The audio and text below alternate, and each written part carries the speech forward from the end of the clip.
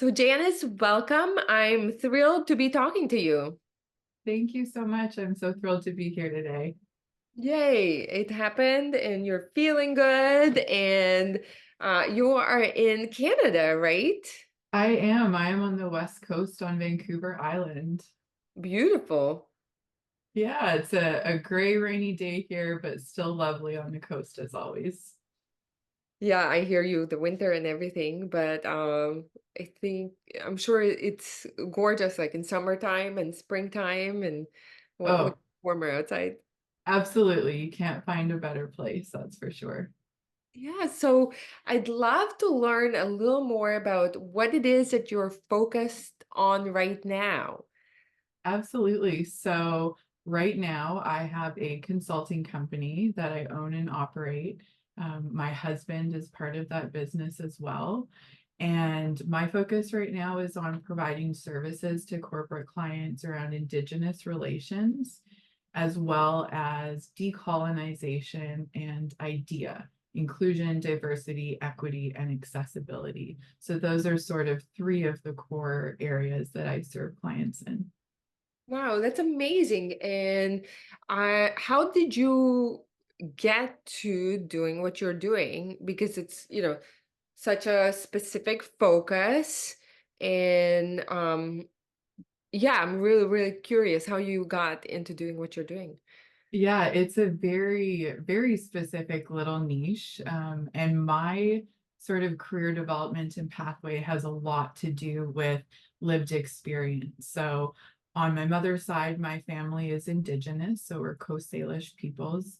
And that has played a really big role into developing my skill set and how I can help clients. So, having the opportunity to participate in cultural events, community events, advocacy, and volunteerism around Indigenous rights from a young age gave me this introduction to an area that a lot of people didn't know about. I was also really fortunate that my mother worked in the area and she was, a pioneer in the field. And I had this sort of front row seat to what that opportunity could be. And so I went through my education and made the choice that I wanted to do that for a career. And that's how I got started in this work. So it was a bit of interest, a lot of passion, and just getting some really unique experiences that I was able to translate into skills. Wow, that's amazing. So you were so exposed and involved in the traditions growing up.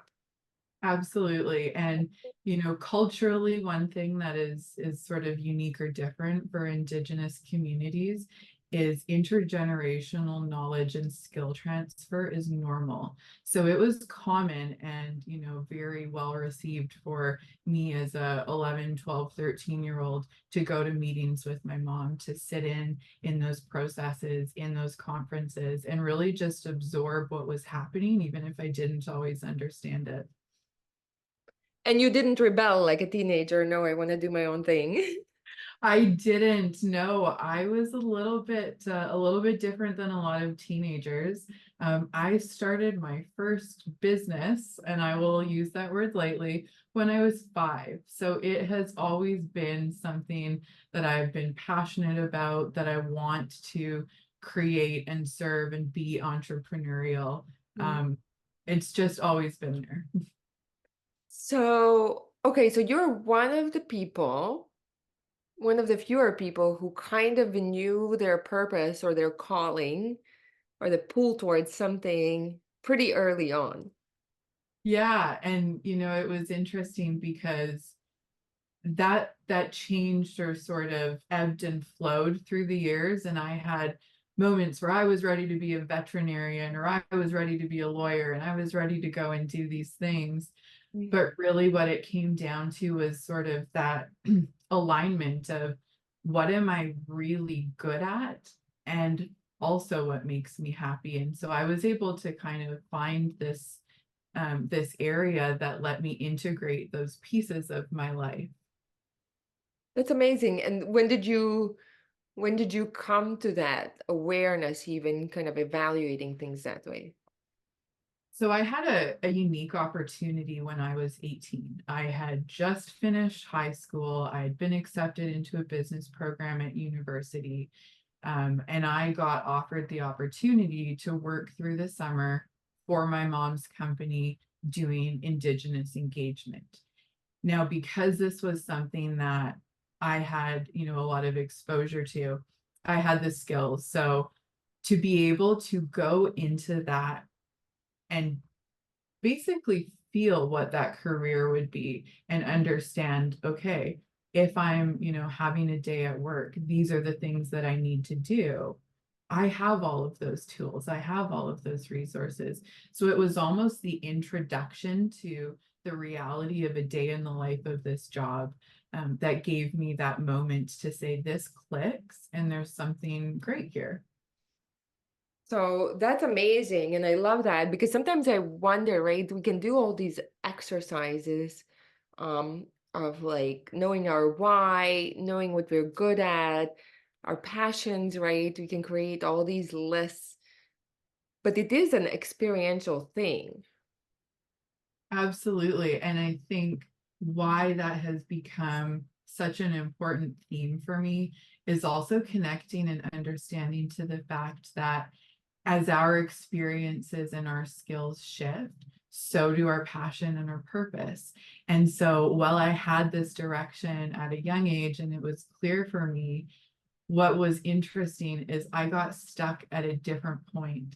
So my pinch wasn't when I was entering, it was this wake up call almost 2 decades later, where all of a sudden those things didn't align anymore. So that ease and that flow that had really drawn me into this started to become a place of tension and conflict. And I didn't fully even know what that was or how to move past that into something new and aligned again. Oh, wow. Okay, so tell us a little more. So at 18, you get this opportunity, right, to experience what this path would look like professionally and be like. So what happens next? So I dive in. I have the opportunity to just immerse myself and go on what we call a road show. So on a linear engagement project, you actually travel from community to community to meet with the different Indigenous nations, to talk to them about the project, whatever it is. And this is generally something that would happen, at a more senior point in the career. So for me, getting to do that, I started out with an experience that a lot of people don't have. And because I had the lived experience and this other skill set, I entered that field at a higher than average level. So Mhm. my career had a beautiful, solid start. I was surrounded by incredibly capable people. I had the opportunity to work in that organization, and become a partner in that as I was going to university. So I had this beautiful experience where I had space to learn, but also space to apply that into my work as I grew. So I took those years, and committed to that consulting company. I was in business partnership with my mom from the age of 18 to the age of 36. So I had half my life committed to this company, committed to this role. And it was beautiful. The experiences and the learning and the opportunities that I had were wonderful. But I woke up at some point in that journey and I didn't feel happy anymore. I didn't feel excited. And I had all of these wonderful things swirling around me professionally and personally, and great, great things. And I couldn't figure out why I was so unhappy. Okay. And nothing changed externally, like the work was still the same, nothing had happened The different. work and the context and all of that was the same, but what was shifting was me. And so it was this real need for self-awareness, that self-check, that inventory, Mhm. and reconnecting.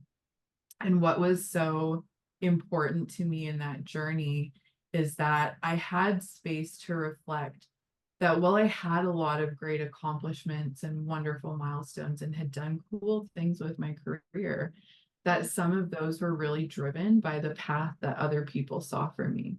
So some of the things that I was chasing and trying to achieve had no longer aligned with my purpose and my passion. It was what's expected of me? What's the next step in this? Where do I go to next? Or how do I increase in this area? Mhm. And what my soul was saying was, your path is shifted, and this isn't where you need to be right now. And it was a really challenging time when I at first didn't understand how, on paper, I could have a really great situation, but internally, I could be so unhappy and just having this feeling of tension and disconnect for something that used to be so fulfilling for me. So it was hard to sit with that and to try to figure out and say, who are you to have a right to be unhappy when you've got things that people would dream of? You've got stability, you've got great, great financial income, you've got a home, you've got a business. Mhm. And it took a lot of work for me to get past what everyone else expected or thought was right and sit down and have those conversations to understand what wasn't happy for me. Wow. Yeah, and that can be hard. So how long did you sit with it?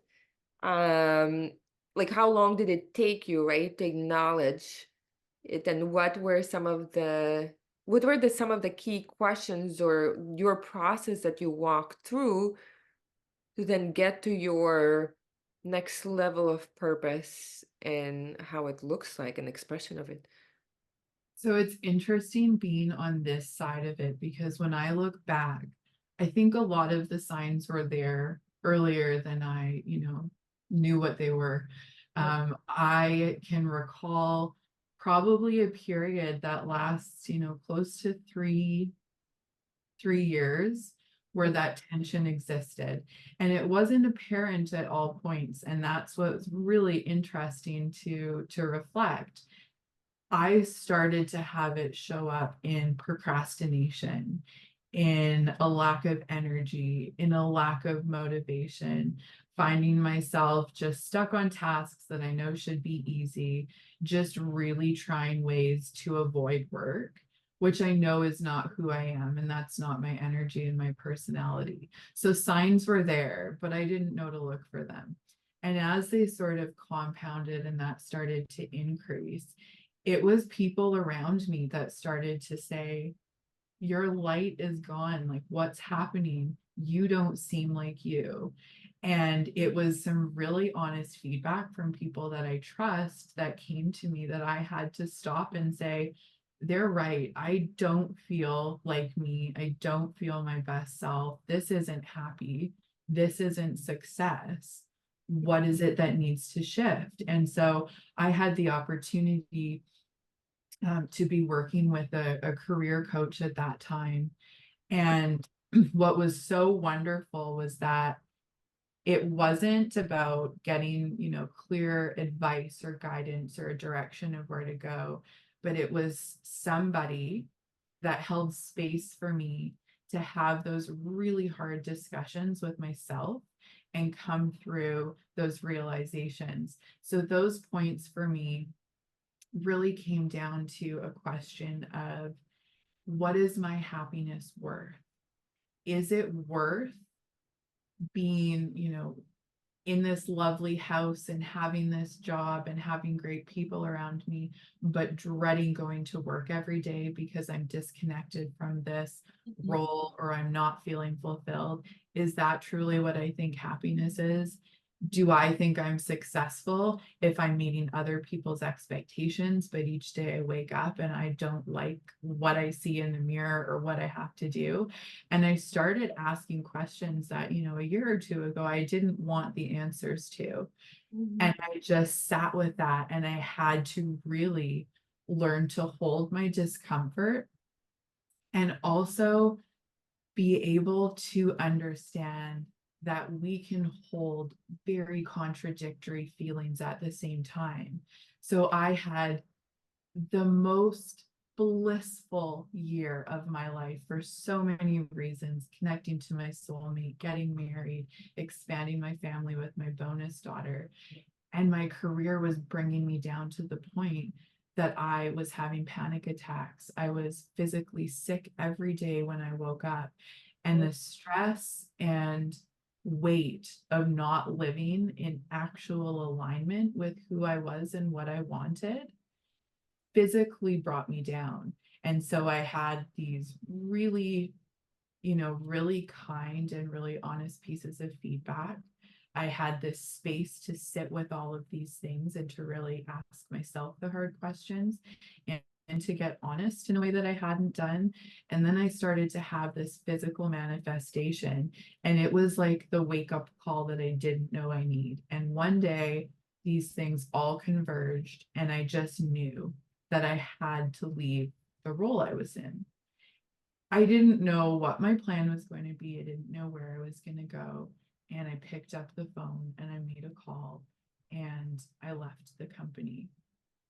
Wow, I without having like a plan, this is what I'm doing next.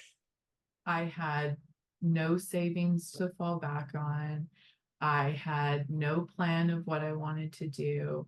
But in that moment, I just asked myself, can you wake up tomorrow and feel this way and be okay with that choice? If you continue to wake up and be unhappy, it is a choice. And I just knew from then on, I couldn't make that choice, that there was no one else that could prioritize me. There was nothing else that was going to come to shift these things around me or respond to these truths that I had brought up, except for me. And as soon as I was able to sort of, number one, take that responsibility and accountability, but number two, reclaim that as my own power, I knew that what I was doing was right, and that's all I had to know. What happened afterwards was so much less important than that ease and flow that I knew I was stepping into. And everything that happened since that point has affirmed that that is the way that I need to operate. That being a soul-led entrepreneur has changed everything in my life and will continue to going forward. Oh my God, that's amazing. And I was thinking, what a powerful realization, like hearing it and listening to that guidance. And a cliffhanger before we continue, because I definitely want to know what happens next. I wanted to also acknowledge what you said. I think there's hope in, I don't know, the optimism in it. That I like how you pointed out that one area of your life you could be feeling down in in your work, but that doesn't mean that there could be another area of your life that can be wonderful.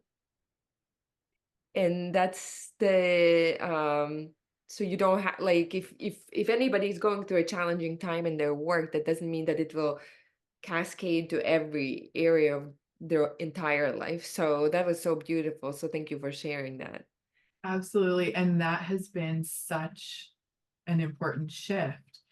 And I've been able to say, these things that aren't working well or don't feel right or are going wrong, whatever it is, they're not happening to me. They're happening around me. And when I was able to take myself out of that equation, I didn't have to be the victim in the story. And it was such a powerful mindset change to be able to say, this one bad thing does not spoil my whole life. It doesn't spoil my whole day or my whole week. This is one small piece of my puzzle, and I am choosing to lean into that greater, brighter picture over here. Oh, I love that. I love the puzzle analogy. I use it a lot in terms of like finding your purpose. Mhm. Like we have the puzzle pieces, and sometimes it's just a way you need to fit them together, arrange them, find the last ones, dust them off. Absolutely. So I love that analogy. So what happens next? So you resign without a plan. I resigned without a plan. And honestly, I think The first thing that happened was my body, my spirit, my mind, everything just had this moment of like release. Mhm. And it was almost paralysis of I don't even know what to do because I all of a sudden realized I had taken away my own safety net. And in that moment again, I was like, okay, here we are. It's choice. Is this going to be a moment where I am fearful, where I lean into those, limiting beliefs and patterns that have kept me in the box I wanted to break out of? Or am I truly ready to step into something different and create a life that I have never had before? And it's so simple, but I went back to the same thing that I say to my clients. If you're doing the same thing and hoping for a different result, you're not going to get it. So what is it that I need to shift so that I can ensure what happens next is a different outcome? And I focused first on that. I didn't focus on how can I rebuild or what is it that I need to do. I wanted to heal my heart and I wanted to get back to a place where I felt whole. And I was so fortunate that as this shift and transformation was coming about in my life, I had already embraced that. So the resources and the supports and the mentorship that I needed was all there. And I just reached around and I wrapped it all into myself in every way that I could. And I grew. I was so open to the fact that if I wanted a different life, I couldn't be who I was. And I needed to allow myself and give myself that permission and that support to grow and do different and be better. And that invitation to myself to say, you are absolutely destined for something greater than this. Step up and see what it is.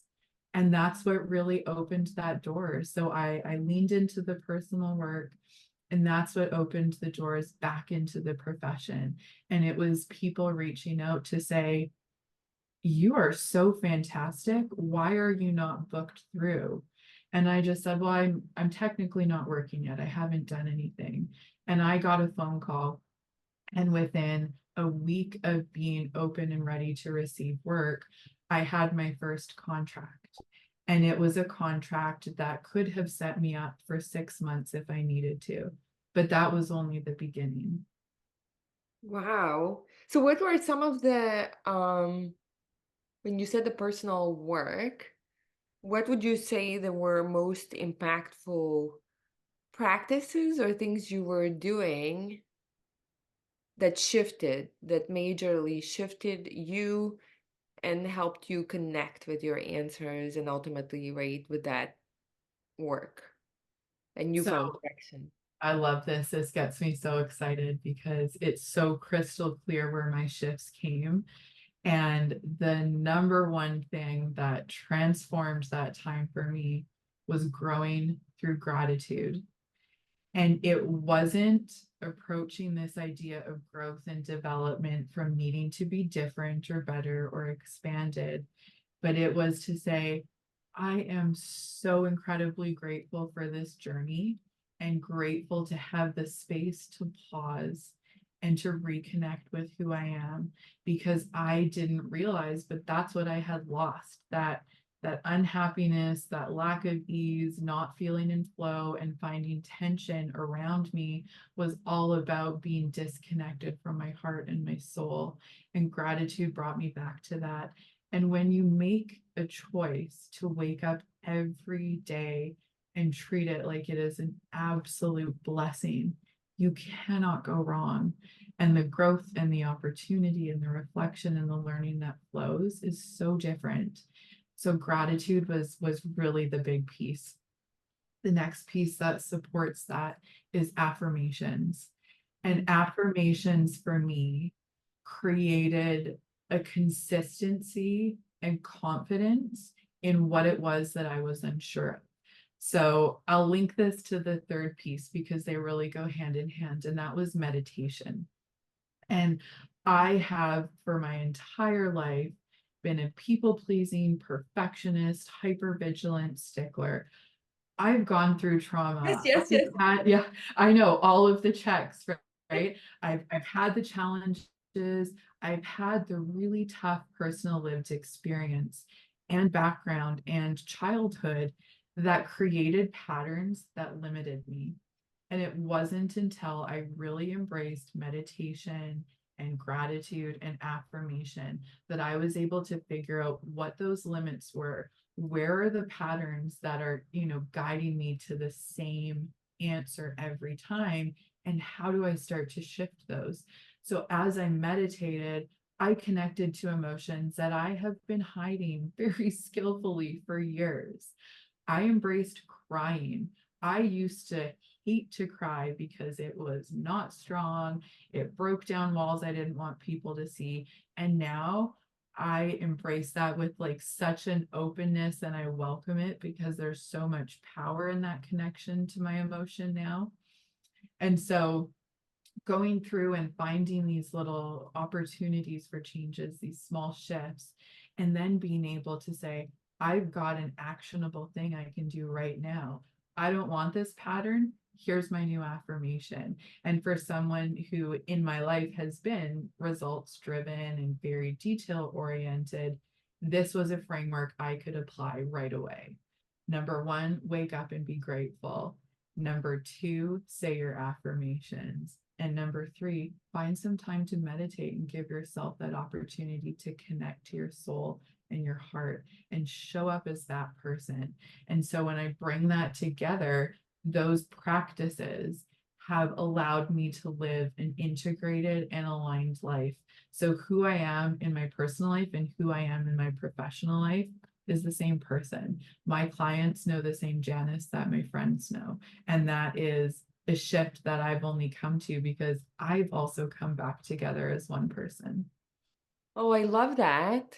So you essentially you don't feel like you have to put on a mask or only are able to bring these parts to work, right? Versus this is what I'm showing up as at home. Yeah, and what happened in this shift is that when I left that company and decided to go out on my own, I was all of a sudden free of any reputation or identity or branding or expectation that anyone had of me being related to this company or being a consultant with this team. So instead of going in and focusing on, like we talked before, that very specific niche pathway of just Indigenous engagement and Indigenous relations, I started to look at opportunities to say, gratitude has changed my life. I want my clients to talk about gratitude. And so when I introduced these things in an authentic way, they showed up and people asked for them. And so, despite my focus and a lot of my expertise being Indigenous engagement and equity and accessibility and all of these things, I had a client reach out to me at the end of last year and say, could you facilitate a session about gratitude and intention? We want to do a year-end wrap up. And it's just a shift when you show up as who you are. That's going to attract that opportunity. That's going to attract those people. And my clients now, they talk about the great work that I do, but more importantly, they talk about the experience of working with me as a person because they have fun, they feel safe, they have an opportunity to be expressive, and I give them the chance to show up as who they are. And it's about putting people over process and productivity. Mm, I love that. So you said hypervigilance, perfectionism. Um, I can relate, and I think that's a lot of like high achieving women can carry that inside of their, and that starts to create a lot of tension, right? Because like the control that we think we need to control and own things and push forward. And so you started seeing it through those practices. Did the awarenesses just come to you and the it's not even a plural. Did the awareness come to you like did they these revelations did they come to you like one by one as you had the time and space and you we're kind of in that meditation. I would say that they're still coming. I can't say that there's one point that something really broke through and it all made sense. It's really that sustained and continued practice that deepens the connection. And Mm, I think some of these things I've known, but when we are so externally focused and driven, and I want to come back to that word in a moment. It's so easy to lose sight of listening to ourselves. And so I think we focus in on that other noise, that other feedback, and we lose the ability to listen to our intuition or our heart and check in. Um, I heard something earlier this year that has resonated so deeply and has been so important to me when I think about how I pursue career and professional aspiration now. And as a recovering, I like to use that phrase, a recovering perfectionist and overachiever, I am now at a point in my life where I do not want to be driven. I want to be called. I want the work and the service and the impact that I have in the world to come from absolute love and kindness and abundance. And mm, that is what I want to give. And I think pursuing that drive and focusing on that is what led me to a place that wasn't happy. The mhm, idea of drive and achievement and hitting that list to me always came with a sacrifice. If I was going to be the best at this in my work, then I didn't have time to take care of my health physically. Or if I was going to take care of my health, then I didn't have time for a social life. And I was finding when I was driven by those external factors or those external ideations of success, I failed. And the reason I failed is because it wasn't for me. So when I leaned into the call and I started to say, I'm going to do what I'm called to do, I'm going to follow that and lean in where my heart and my soul want to lead me, my success equation is different. And success does not have sacrifice on the table. So now my success is showing up in the best capacity I can on that particular day, whatever that means. And if I can do that, and I know that I've been authentic and I've been loving and I've been kind and I've showed up as the human that I want to be, I did great. And I don't need to worry about whether or not I've hit those milestones or those markers because I'm going to bed with a big smile on my face and gratitude in my heart for what I've been called to. I love that. And what you described, yeah, the drive that feels like pushing, right? Like making it happen. Like it takes Yes. effort. Like you have to get up and do it every day versus that pull, like the power. So it's a power versus force. Yeah, and it's interesting through this. One of the other things that I've started to try to understand more is my human design and my energies, and also, in working with that career coach on the professional side, what are the things that I am innately skilled and gifted at? What do people perceive me to be good at? And what do I enjoy? Because it's important, I think, to understand that those 3 points do not, and in fact, very rarely align. And so, understanding with clarity where those points of intersection are or where that disconnect is a really, really great exercise or tool to find that sweet spot where you feel good, where you're doing your best work and you're inspiring other people. And I know that without that support, I wouldn't have found that on my own because I can't accurately describe what people see in me as my strengths because I bring my own bias. So welcoming that unfiltered feedback and being open to that and knowing that sometimes my greatest impact and gift is what's needed for people, even if I don't think that's what they want. And so it's almost that humbleness as well to say, if I want to make an impact, sometimes I need to be open and understand that might come in a different way or a different opportunity than I think I need to deliver. I love that. And I love how you're making it practical because I like to connect also kind of with the more spiritual and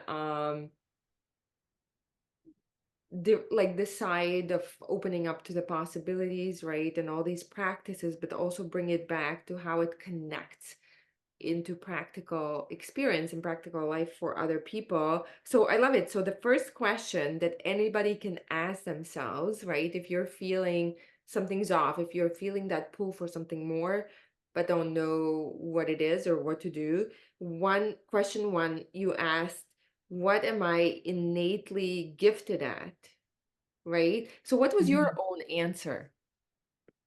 And how did you tie it to get kind of and what was how you tied it together for the actual direction? So I know that I am a gifted communicator. Mhm. I am skilled with my words. I have a very, very strong ability to create and hold space for people. And that often translates into safety. So I know that's something I have. And I also am, um, I'm very detail oriented and specific. So when it comes to being able to see a strategy shift or see something that is a small win or a point of leverage, I see those little details and I have just a good ability for that system shift. And so, understanding those things and then tying that into the passion. What are the things that I really care about? And this was interesting because if I had done this in a professional or sorry, a personal sense and just looked at what is it that I think Janice as a human is passionate about, Mhm. it would have come very different than the answers that were generated in this professional survey through the Pro-D analysis. And so because that was situational and it gave a lot of examples, this narrowed in terms of what is it that you might want to do to provide impact. And so as I was going through, it became very apparent. I am absolutely an advocate. Equity is very important to me. I fight for the underdog. I want to solve social problems. I want to bring about change and impact. And those are all true in my personal life as well. They just framed a tiny bit different here, which was important because I might not have translated those on my own if I didn't have this great guidance of someone saying, here's the professional application, these are strengths, and here is why. Mhm. And the third piece of where this interesting intersect was that one of my strongest scoring points in terms of how my skills are perceived externally is Mhm. that I am a public speaker and I am a teacher. And wildly, these are roles that I did not see myself in. And I've spoken publicly before, I've gotten great feedback, but it isn't something that I love. So, what was interesting for me in this was to say, okay, now I've got this great baseline. I know what I'm incredibly good at. I know what other people see me as incredibly good at, and I know what drives my passions. And I was able to take those things and sort of reshape along with this affirmation and meditation and gratitude practice a new path forward in what my business was going to look like. That's amazing. I mean, this is talk about alchemy. Yeah. I always so one of the courses that I'm working on putting together is inner alchemy because I think the inner shift and kind of this process is so much more powerful that you have to go through it before you start applying to the jobs or you start, kind of taking the action steps to network and the traditional career coaching, if you will, that usually, is a focus of traditional career coaching. So I love it. So how do you tie all of these three together? I'm sitting on the edge of my seat. Yeah, well, I think part of that is still to be decided. I think Okay, fair enough. that's the excitement as well, is being in this new phase that I'm in, and being in a space in business where, it's myself and my husband, everything that we are creating is values driven first. Mm, So if I move into a new offering, or if I'm looking at a new client or a new, work possibility, does this align with values? Is this something that fits with, the time that's required for this project? Is this a client that I think I can work with in an aligned way? Do I know that this is going to be a positive, energetic draw? And asking questions that are nothing to do with how much money is this going to pay me? Because what I've realized in that shift as well, if I can ensure that I'm getting to use my skills, that I feel aligned to this, and that it's, good work that the client wants that I can deliver on well, all of those other pieces happen. Everything else comes together in such an aligned way. So for me, it was less about saying, here's the very specific thing that I can do for you, or here are my product offerings, or this is one way that I can consult for you. It was reaching out to folks and saying, hey, I'm in business on my own. This is how I show up for my clients. These are the skill sets that I have. And these are some other things that aren't being done yet that I'm incredibly good at, and I think will help your company. And what that started to do in conversations is open up innovation and perspective shift for the client as well. So instead of coming and saying, yes, I'm here to give you the same standard consulting package that you can go get from 10 other companies, or I could have provided you 5 years ago when I was unhappy in my job, I show up and I say, hey, I do business a little bit differently. Here's what you should know. And I just lay it out and I show up as who I am. And I talk about the way that I want to work with them. I talk about the shifts. I talk about the energy that I'll bring. And I also talk about what's important for them to know, because I think we often miss that as a consultant or a coach or whatever it is that we're doing. We need to make sure that we're set up for success by engaging with the right people at the right times on the right projects. If we don't do that check, it creates an opportunity for disconnect. And so being able to bring those three pieces in for myself and bring those into my clients and into my business has shifted the way that everything works. I love that. And how do you get to the values of like your prospective clients? Because not everybody's aware of them, or people will say the right things, right? Or they every company will list the right things as their values on their website. Yeah, I like to look at values on a company website, and then I'll often come up with a couple of questions. And I think for me, it's important to understand that values alignment does not mean agreement. It doesn't mean that we are going to prioritize the same things. It doesn't mean that we are necessarily even going to, have the same words or language there. But I think it's more about mutual respect. And so when I go out and I have those discussions with my clients, I might ask one or two questions that let me know how they actually live up or implement their values. If you're talking about accountability, how are you accountable to your teams and organization? Or how are you accountable to the communities that you serve? I had a client recently and they had a value statement that said, humble and driven. And so I used that in our work discussion to pause at different points and say, can you let me know how this reflects this specific value? And it lets them know that that is a priority and that is important, that transparency and authenticity and being aligned matters. I also present my values. And one of the things that, is a funny shift, but boy, has it made things different, was the value around my time. And it is so easy as an entrepreneur, as an overachiever, as a woman in business who is used to having to go above and beyond, that we will give our time away for free.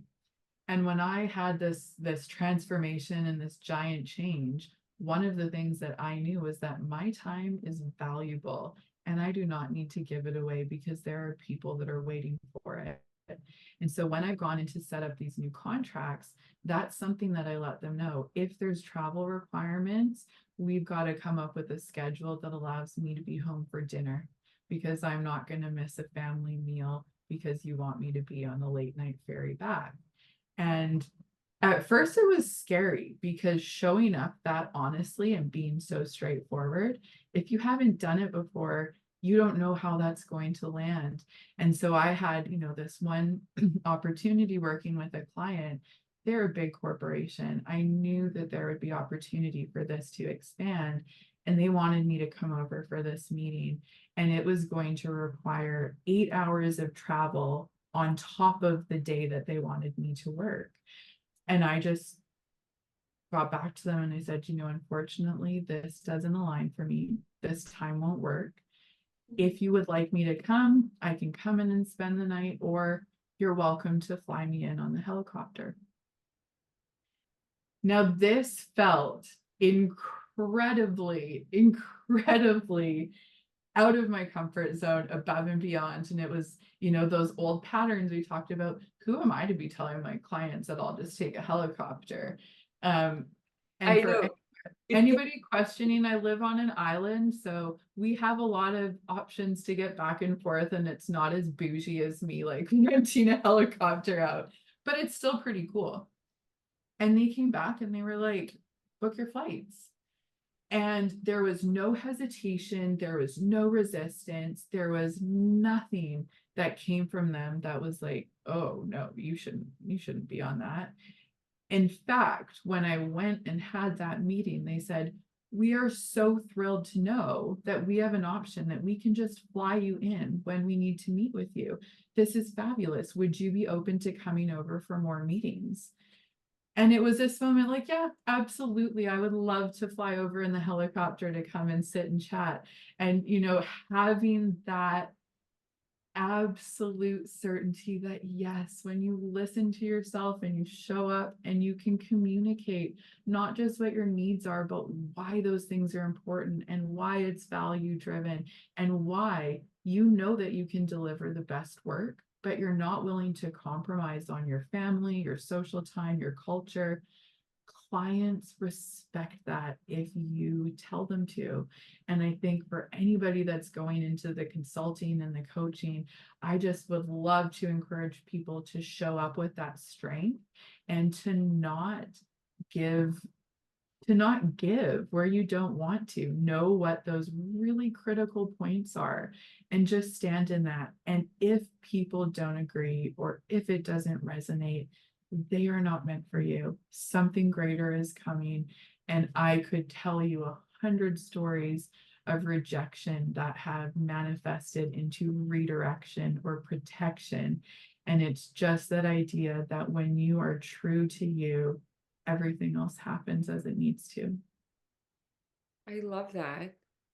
I love that. When you were sharing, first of all, I understand that that can be tremendously scary. And that voice, like, who do you think you are?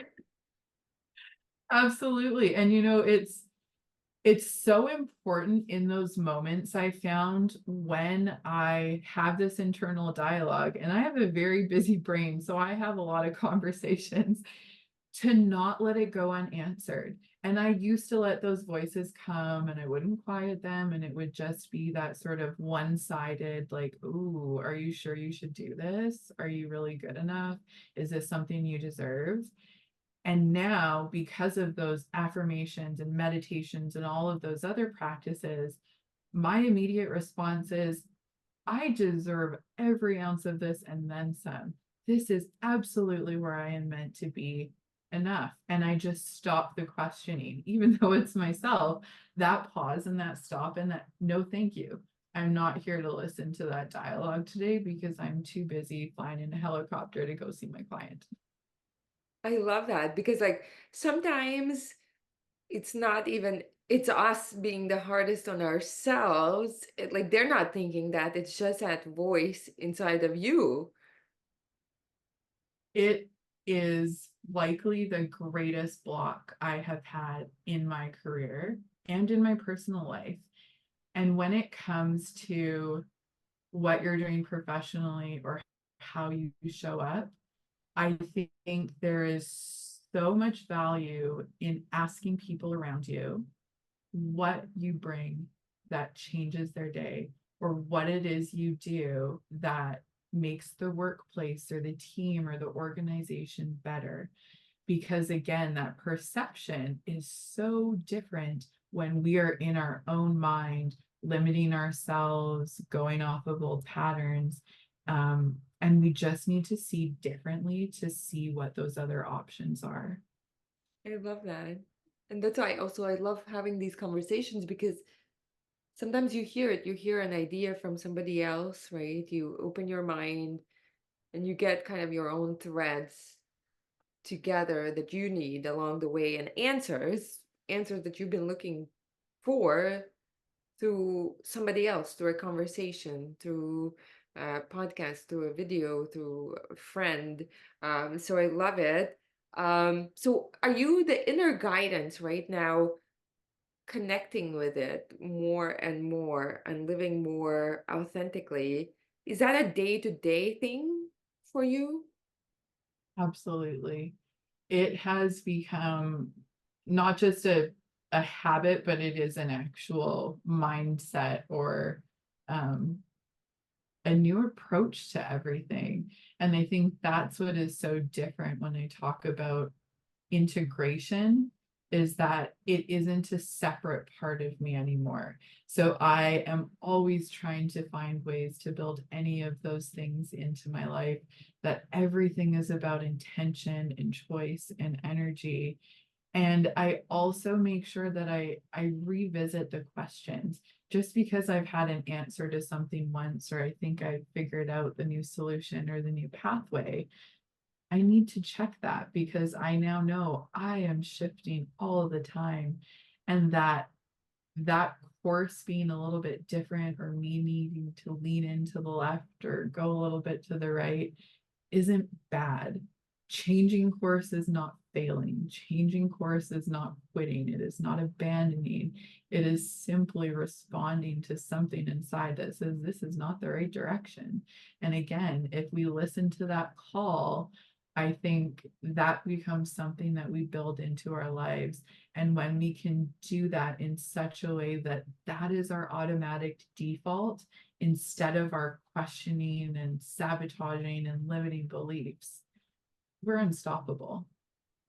Yeah, I love that. And even when they're, I'm just thinking, even it's still easy to get triggered or kind of to revert to those coping mechanisms, right? That were so familiar and that we relied for a certain level of success, right? And getting to where we have been, right? Where we know the success is familiar, we know what worked. And so our actions, it's so easy. And also people around you that live by that paradigm and those beliefs reinforce that pushing, that forcing, that making, that driving, you called it driving way. So it takes tremendous strength to stand and remain on the other side even more than 50% of the time. Absolutely. And that is what is probably one of the scariest things about those big shifts and changes. But excitingly for me, it is something that is easily addressed. And I don't say easy as in this is an overnight fix, but I mean easy as in there are very small, accessible, simple things that we can do that scientifically change our brains. And I light up when I talk about neurolinguistics and brain plasticity and pathways, because if that is something you're into, there is so much wonderful evidence, and there are so many tools and tips and tricks that we can use to actually strengthen our brain muscle. And we forget sometimes, I think, that it is a muscle and that we improve it when we use it in these different ways. And positive intelligence is something that I'm really interested in and drawn to. There's some wonderful resourcing and ideas that come out of that about creating brain strength and basically muscle memory in your brain. So when you come to those triggers or when you come to those beliefs, your brain automatically sends you the right way. And for folks that are interested or unsure about maybe how to embrace some of the energetic or spiritual side at it, lean into brain science because it is magic as well.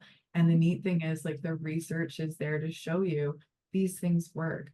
I implement them. I absolutely love them. I use now a lot of these things with my clients and in corporate work as well, because it's just about a new way of thinking and a new way of doing. Mm, I love that. So how would you define or call your purpose right now? I have chosen a word for 2024 that sort of defines what it is that I feel called for, and it is connection. So it is connection for self, for others, and also a little bit bigger thinking community and environment. And so that is what is driving me now. How am I connecting in my business? How am I connecting to individuals? And where are my opportunities for impact? So, as this has happened, that was something I think I shared with you before we spoke today, that I've also started coaching because I've realized that my resiliency, my skill set in overcoming change, the way that I've been able to shift is also things that other women need. And so I've had, a wonderful opportunity to share that gift with some of my friends. And I'm leaning into that calling and seeing what that path evolves and how it looks. And I don't know in a lot of ways. And I think that's what's exciting is someone who's always wanted to be in control. For the Yeah. first time, I can say, I don't fully know what it looks like, and I'm really excited. Mm, I love that. And you posted a beautiful picture of coming, from one of those helicopter rides, from work or client that you had worked with, and your sweetheart Mhm. waiting for you to pick you up. So can you tell us, are you open to sharing how you guys connected?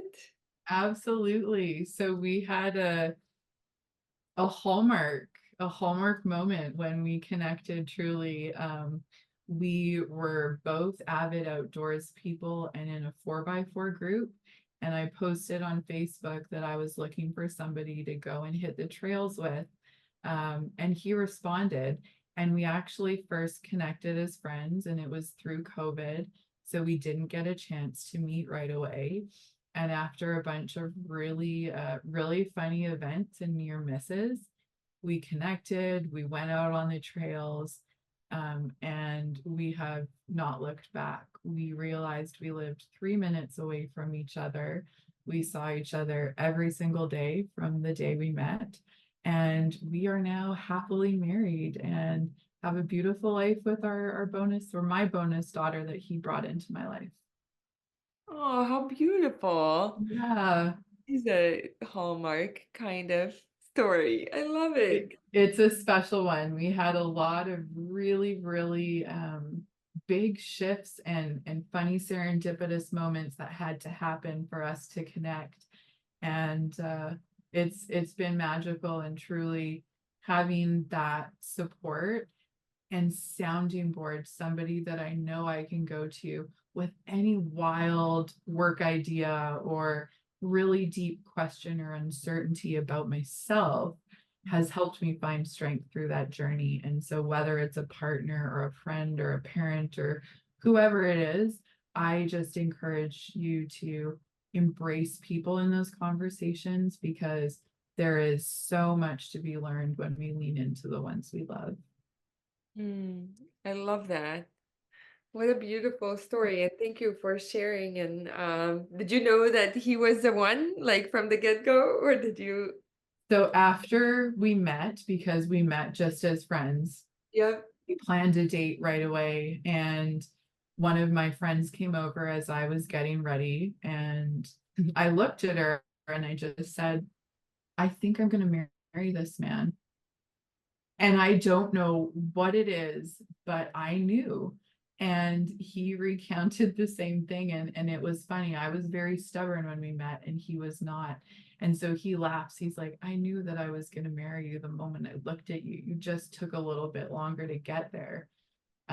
But we both knew, and it has been an absolute magical ride since then. Mm, I love that. And then it was a magical ride with kind of turning directions for you afterwards professionally.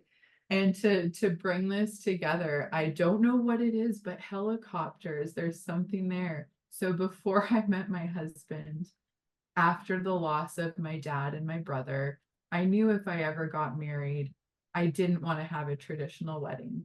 And I had in my mind that I'm going to elope.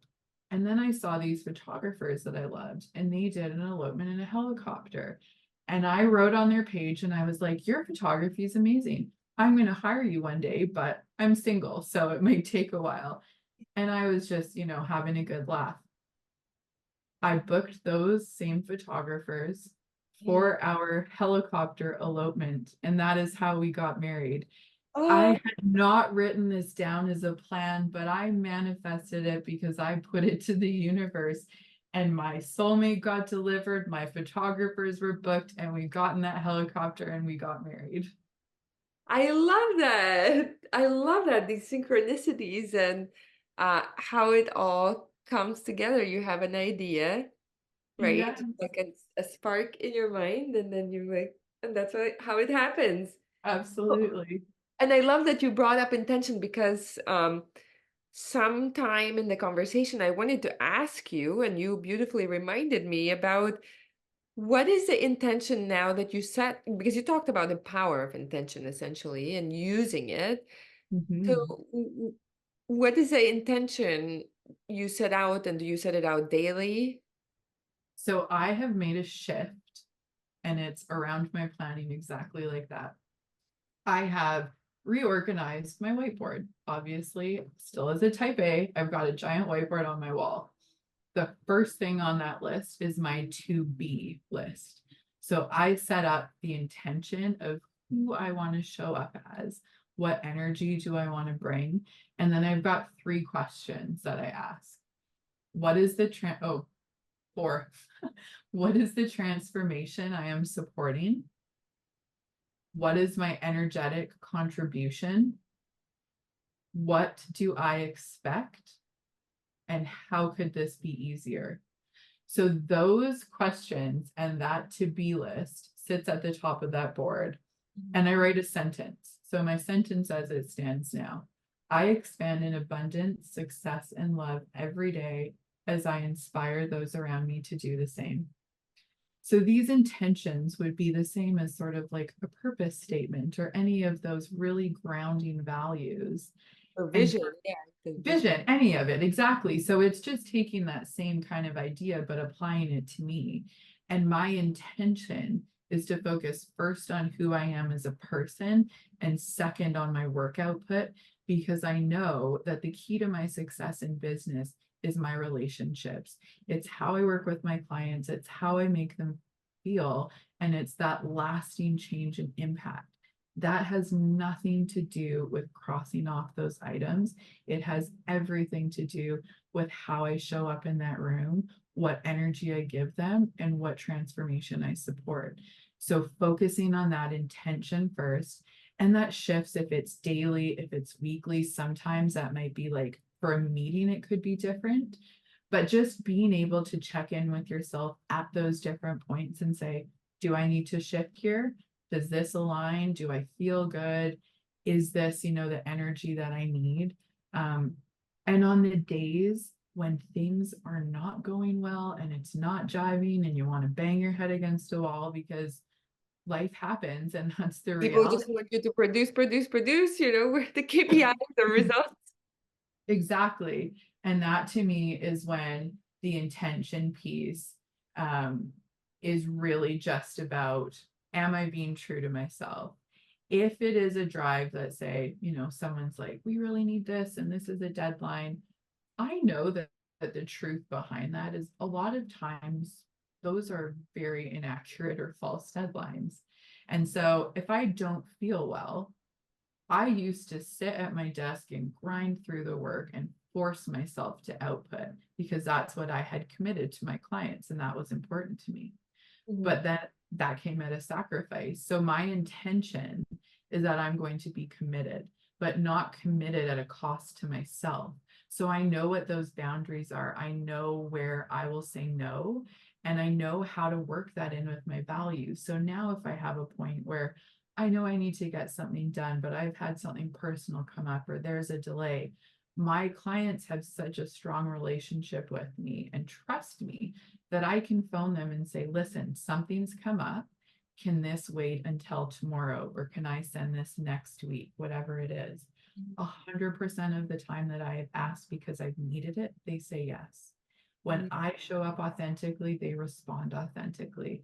And I think that intention is what changes it. If I didn't care what energy I brought, or I didn't care what that connection was, or who I was as a human, they wouldn't respond to me in the way that they do. Mm, I love that. And what would you say if somebody's ha looking to figure out their own intention or connect with what their statement would be, or how can somebody do that and apply to whatever they're doing?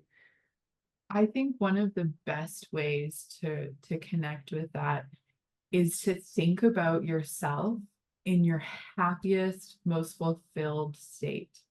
When you are that version of yourself that you love and you want to be and you feel energized by, who are you? What are the things that you're doing? Is that when you're fun? Is that when you're serious? Is that when you're really loving and open? Whatever it is, leaning into the characteristics that give us that feeling, because that feeling is leading us to alignment. That is bringing us closer to that call. So when we focus on who we are, when we have that feeling, we start to be that version of ourselves. We start to call that in and align to it. Mm. So let's say for me, right, just an example, and everybody can apply, what's relevant to them. But so one of my states of being that I desire or look to embody or create more of in my life is feeling in love with life. Mm, So then literally that would mean in practice, whatever it is for anybody. So you would go into a meeting or you go into whatever your next hour is, the tasks, right? Or meetings or connections or conversations or project work, that you would first have the intention of like bringing that energy, like embodying that feeling. absolutely. So if it was that, I want to feel absolutely in love with life today for this meeting for these people, I'll sit with that for a moment. I'm like, okay, I know that I absolutely love my life when I'm energized, when I'm excited, when I'm happy, when I'm engaged, when I'm curious. Those are the things that bring that out of me. So I'm going to go into that meeting, and instead of, listing off the agenda and getting into it, I'm going to say, tell me about your weekend. I had the best experience getting out 4x4ing. We saw an eagle. I got to walk by the beach. We had the best time in the sunshine. What did you do that excited you? And that shifts the energy of the entire room, of the entire conversation, and of that connection. And I think we miss that piece in business so frequently, and in careers and whatever it is we're building. We're people before we're anything else. We're humans speaking to one another before we're titles or before we're roles or before we're companies. And that's what intention does. It brings you back to people. We're people before anything else, right? And we can become these robots. It's like so also normalized that it's just like focus on the project, the doing, what's not done, the problems, the solutions. That's like the people are the last things, we just feel this rush and this crunch for time that we have to get to business right away, and we don't have the patience even for those conversations of like who somebody is. And it's so interesting and such a disconnect when I look culturally what I've been taught. And this is where the bridge in my work in decolonization and inclusion comes in. I know that mainstream Western society and our norms around work and productivity and relationships are not what aligns to my cultural teachings and practices of inclusion, integration, spirituality, anything that's holistic in that sense and looks at that big picture. Those things don't line up. And that's where getting into this work can be challenging unless you can find ways to change your personal practice and to create those mindset shifts that absolutely have to acknowledge you as an individual are changing, but very likely the organization or the systems that you're in and what surrounds you isn't. So part of it is finding a new way to navigate and create those relationships and find those connections that carry you through. Not everyone is going to see that or connect to it or have an opportunity to support it. So it's just being mindful and aware. Those new tensions, those new challenges will emerge as you shift, but there's always a way to action and implement it so that you can settle it again. I think just on a change management perspective, we forget that even the good decisions are going to be hard to implement, and that's okay. That challenge and that tension and that need to figure out the intricacies of how we make it fit is what's going to make it sustainable and lasting. Mm. And how do you advise that people, given that you can't make everybody believe and behave the same way and same things, how do you recommend that people, just as you were talking about, right, having alignment, how do they, let's say somebody's looking for a job, right, for a new position, right? How do they screen for it? Is it like you have to look for at least 50% of the people that you would be closely working with embody similar values, or value, like you said, the connection, the collaboration, also the human aspect? Um, or how would you recommend that people um, test, quote unquote, test for that fit before they jump in? So I've had the privilege of being able to advise some of my corporate clients on their hiring and retention strategies. So I've seen the other side of it, and I have seen a lot of deficiencies. And I think as somebody who would be seeking an opportunity or interested in pursuing something new, I would advise people to also ask questions. And I think a lot of folks are under an incorrect assumption that they are being interviewed for the job, and they forget the power of choice that they have as an applicant, that you also get to interview if this is the organization that deserves your time and energy and commitment. And I think if you are in a place where you can show up that way and you can communicate that in that interview, in that discussion, by asking a question about values, about employee resource networks, about accommodation for flexible time off, whatever it is that's important to you, if you can communicate that in a question and invite conversation, I think that is a great way to start to screen. And you also need to know you aren't going to find 100% fit, and that is okay. But it's about finding the environment that allows you to show up authentically. Mm, I love that. How can people find you and follow you, connect with you, work with Yeah, you? so I've got a Instagram, Finding Joy with Janis. You can follow me on there. And it's Janis like Joplin, Janis. I love to say that because my parents were Joplin fans, and most people spell my name wrong otherwise. And I also have, on the corporate side for my business, a website, solutions.com. Okay, I just found you and I think I am following you. Perfect. And I'll include it in the show notes as well. Um, it's been such a nice conversation, Janice. Thank Yeah, you this so is much. wonderful. Thank you so much for having me. It was great. Yeah, is there anything that I didn't ask or that you want to, leave us with? My goodness, there's so many things. The pressure. I I think if I could go back and give myself advice, 10 years ago, it would be to remain curious, to understand that as I grow and evolve as a person, my choices can change.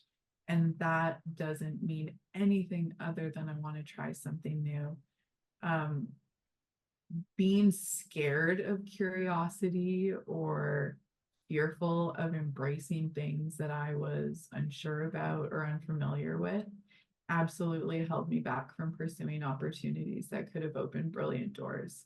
And I think if I had that curiosity and that honesty with myself to check in along my journey, I wouldn't have gotten to a point where I was unhappy as I was. So just be open, have that conversation with yourself, and understand when that disconnect or tension happens.